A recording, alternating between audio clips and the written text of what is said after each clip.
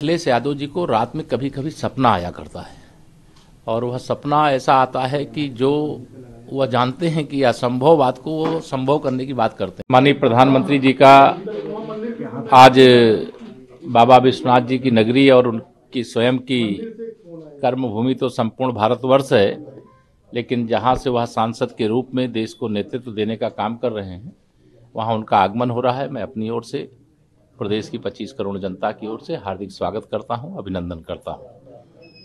आज के जो कार्यक्रम हैं, चाहे वह विकसित भारत संकल्प यात्रा से जुड़ा हो, चाहे काशी और तमिल संगमम का कार्यक्रम हो, यह सब ऐतिहासिक कार्यक्रम है और एक भारत श्रेष्ठ भारत की दिशा में उठाया गया शानदार कदम है।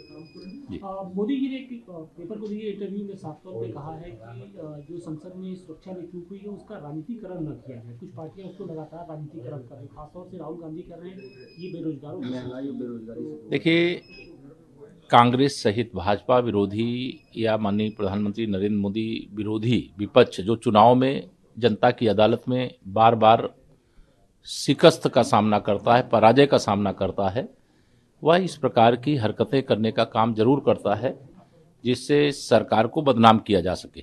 लेकिन शायद उनको ये मालूम नहीं है कि इस प्रकार की ओछी हरकतों से उनको फायदा तो कुछ नहीं होगा, लेकिन नुकसान बहुत ज़्यादा हो जाएगा। और मैं विश्वास के साथ कह सकता हूं कि अब की बार 400 पार।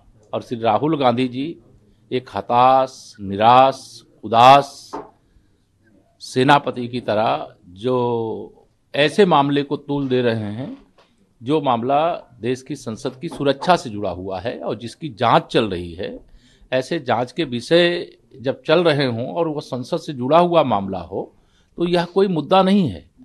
मुद्दा देश में गरीब कल्याण का काम क्या हो रहा है, देश के अंदर किसानों के उत्थान के लिए क्या काम हो रहा है, महिला सशक्तिकरण के लिए क्या काम हो रहा है, युवाओं के उज्जवल भविष्य के लिए क्या काम हो रहा है। उनको लगा कि जो चुनाव में मुद्दे लेकर के वह 4 राज्यों में गए थे, उन मुद्दों को चाहे वह छत्तीसगढ़, चाहे मध्य प्रदेश, चाहे राजस्थान की जनता ने नकार दिया है और भारतीय जनता पार्टी को अपना आशीर्वाद दिया है और माननीय नरेंद्र मोदी जी की गारंटी पर आशीर्वाद दिया है। श्री राहुल गांधी जी की, श्रीमती प्रियंका वाड्रा जी की या श्रीमती सोनिया गांधी जी और कांग्रेसियों की गारंटी पर देश का भरोसा नहीं है। मोदी जी पर भरोसा है और मोदी जी पर विश्वास है, इसलिए देश मोदी जी के साथ है। दक्षिण भारत में भी कामयाबी मिलेगी। दक्षिण भारत में पूरा भारत एक भारत श्रेष्ठ भारत की जब बात करते हैं तो वह उत्तर भारत और दक्षिण भारत अलग अलग नहीं है, संपूर्ण भारत।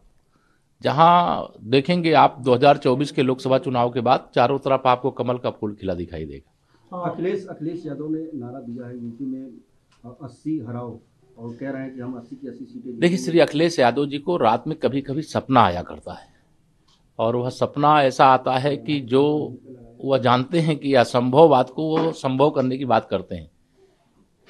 मैं यह जानता हूं, आप भी यह जानते हैं कि 2024 में भारतीय जनता पार्टी के मुकाबले में यह अलग अलग होकर के लड़े चाहे एक साथ होकर के लड़े, कोई नहीं है। 80 की 80 लोकसभा सीटें भाजपा गठबंधन जीतेगा और निश्चित जीतेगा और बड़े अंतर से जीतेगा। ये अपनी जमानत बचाने की तैयारी करें। 22 जनवरी को राम मंदिर की प्राण प्रतिष्ठा हो रही है। मोदी जी ने भी कहा है कि 140 करोड़ के जो लोग हैं उनके लिए बड़े गर्व की बात है, सिर्फ मोदी के लिए नहीं, हर घर में राम। निश्चित तौर से देश के एक एक राम भक्त को, एक एक राष्ट्र भक्त को जिस शुभ घड़ी का इंतजार था वह 22 जनवरी 2024 वो आ गई।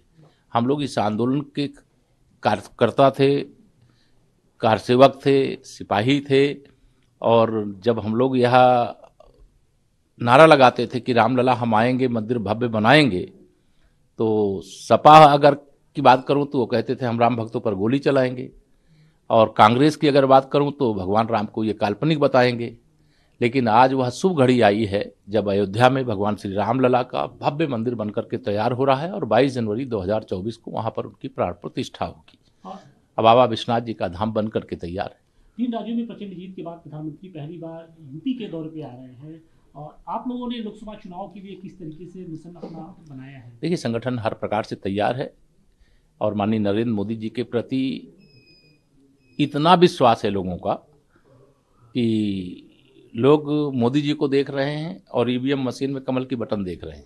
कब वह दिन आवे, कमल का बटन दबावें, कब तीसरी बार मोदी जी को प्रधानमंत्री बनावें, यह देश का बच्चा बच्चा कह लीजिए, चाहे वह बड़े बुजुर्ग हों, वो अपना आशीर्वाद देना चाहते हैं, युवा हों, वो देश को मजबूत करने के लिए मोदी जी को तीसरी बार प्रधानमंत्री बनाना चाहते हैं, माताएं बहनें हों, महिला सशक्तिकरण का जो ऐतिहासिक काम माननीय नरेंद्र मोदी जी ने नए संसद भवन में पहला जो कानून बना है वह महिलाओं को 33% आरक्षण देने का बना है। तो इतने बड़े बड़े काम हुए हैं जिसके जवाब में मैं कहूं कि कांग्रेस तो कहीं इर्द गिर्द नहीं है। वह तो धारा 370 वापस लाने की बात कर रहे थे, सुप्रीम कोर्ट में केस करवाने का काम भी किए थे, लेकिन देश की सर्वोच्च अदालत ने भी उस धारा 370 हटाने के फैसले को सही ठहराया है और मैं उसका स्वागत भी करता हूं। और कोई भी तरफ आप ध्यान देंगे तो आपको चारों तरफ दिखाई देगा कि जैसे जो वादा किया है उससे ज़्यादा पूरा किया है।